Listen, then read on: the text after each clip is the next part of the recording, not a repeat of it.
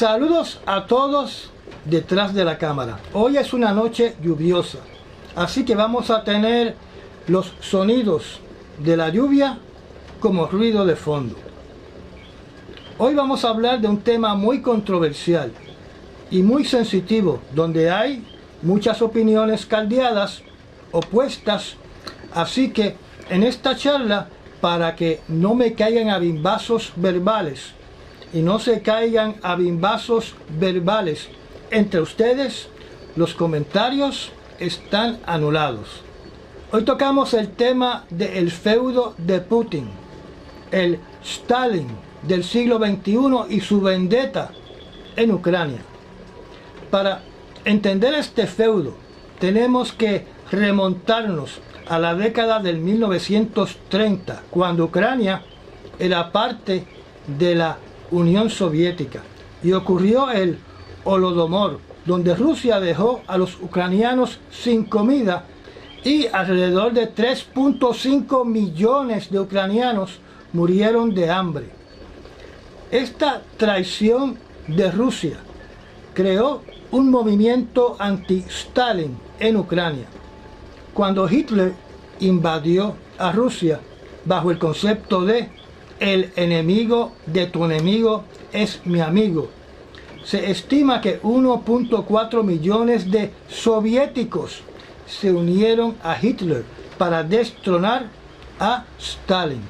Entre ellos se encontraban lo que se conoce como el Ejército Nacionalista Ucraniano, cuyo objetivo era una Ucrania soberana, separada de Rusia. Se estima que el ejército que luchó contra Stalin por la independencia en Ucrania eran solo 225.000 ucranianos. 225.000 ucranianos es equivalente a 0.56% de la población de Ucrania. Así que vemos que no era una mayoría.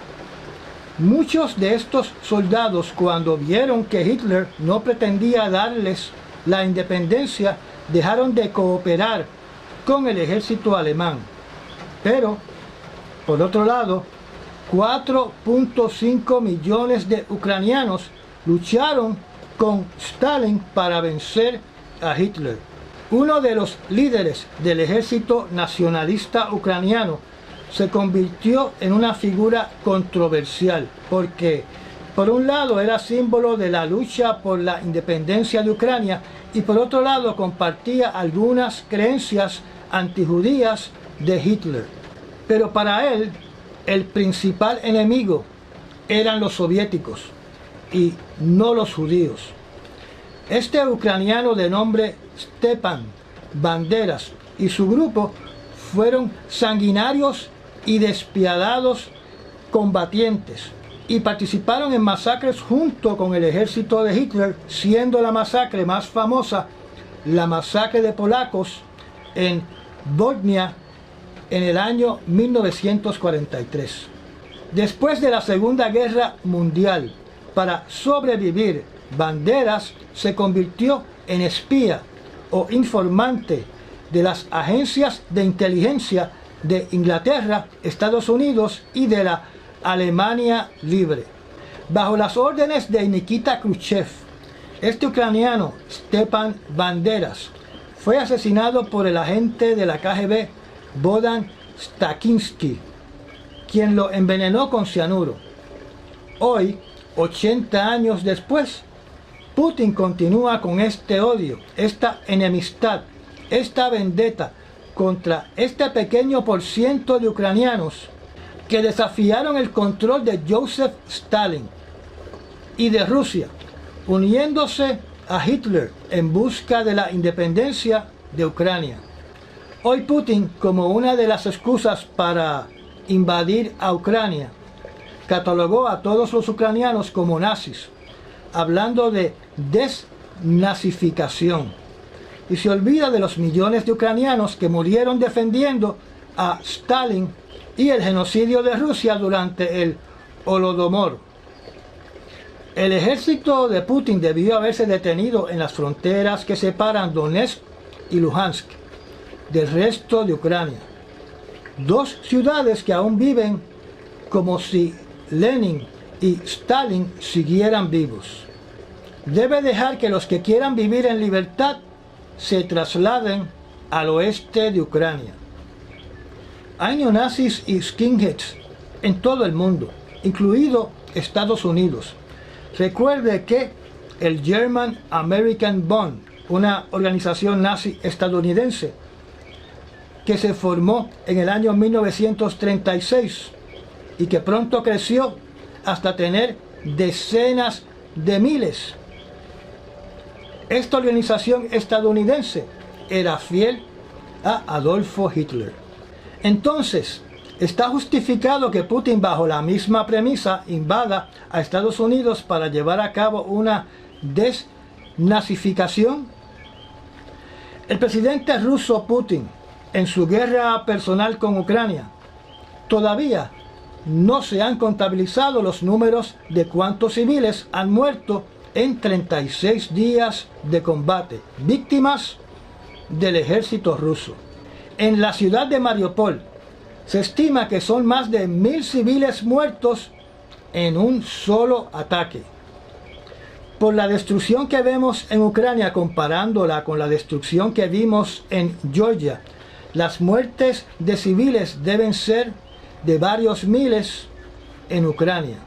Y tengo que hacer hincapié que solo han pasado 36 días de combate y que pudieron ser miles más de fallecidos si la gente no escapa por millones de Ucrania a Polonia.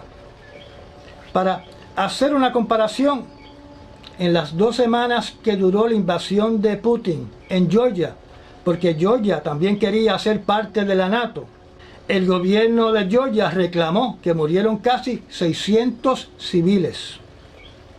La destrucción en Georgia fue ínfima comparada con la que vemos en Ucrania. Hasta la fecha de hoy, se reporta que todavía 20% de Georgia está ocupada por el ejército ruso. Ucrania es y era una nación de 44 millones de habitantes.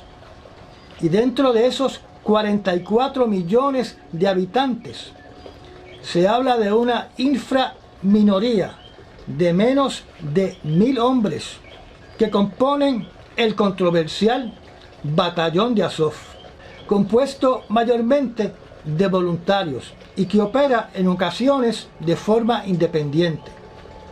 Dentro de ese batallón hay un % que se estima que es de 20% que son idealistas neonazis, y por ese reducido % que gusta de simbología y creencias nazi, la propaganda rusa ha sido exitosa para proyectar que toda Ucrania es nazi.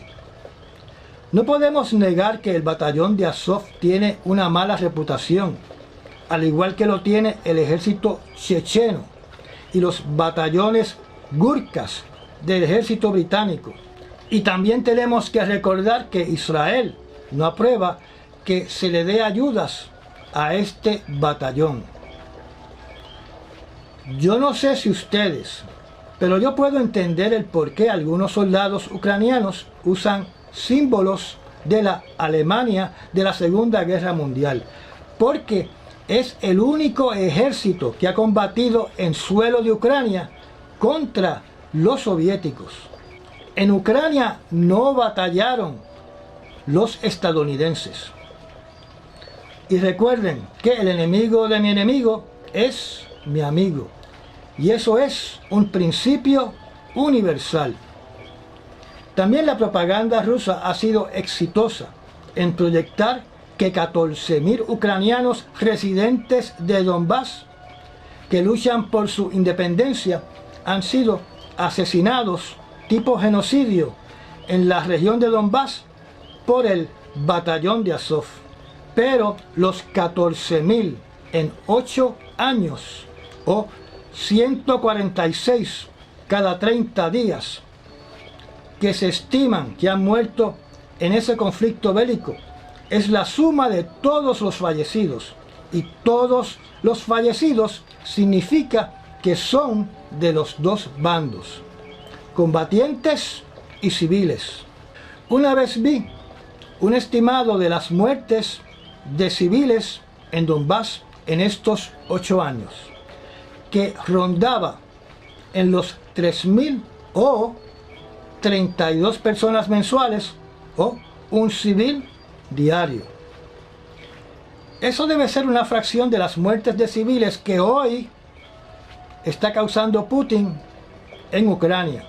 Si decimos que por el batallón de Azov, un grupito armado donde hay personas de creencias de ultraderecha, eso convierte a toda Ucrania en nazi, entonces Estados Unidos también es completamente nazi, porque hay varias milicias de ultraderecha que pueden sumar a decenas de miles de milicianos armados, donde algunos usan simbología de la Alemania nazi.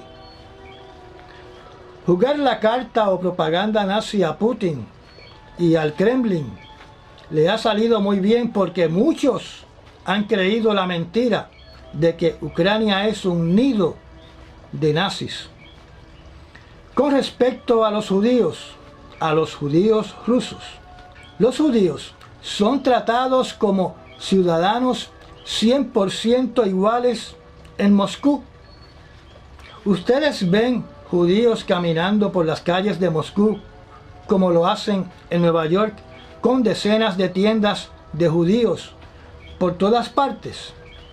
¿Sabía usted que Stalin envió a los judíos al lejano oriente, a una tierra desértica y estéril, para vivir en una ciudad llamada Birobidzhan, junto a la frontera con China, y que hoy existen 2 estados israelitas, el de Israel y el de Birobidzhan? Así que para mí, decir que Ucrania es un nido de seguidores de Hitler es una mentira. Putin en estos momentos debe estar bajo mucha tensión, mucho estrés, porque se aproxima rápidamente el 9 de mayo, que es el día de la victoria, el día que se celebra la derrota de Hitler por el ejército ruso en la Segunda Guerra Mundial. Un evento donde Putin se dirige a su pueblo para festejar esa victoria. Un día donde el ejército ruso hace desfiles mostrando sus armas y sus elegantes soldados. Y si para ese día el señor Putin no ha podido lograr una victoria en Ucrania, para él va a ser un día muy bochornoso. Y ya hemos llegado al final de otra corta charla, donde he expresado mis opiniones, que son las opiniones de alguien como yo, un ciudadano común y corriente, que no es una autoridad en estos asuntos, solo una persona que le gusta leer. Usted llegue a sus propias conclusiones. Si le gustó esta charla, recomiende este canal, me da un like, apriete la campanita para enterarse de cuando posteo un nuevo video, y nos vemos muy pronto para continuar hablando de todo un poco y de cualquier cosa.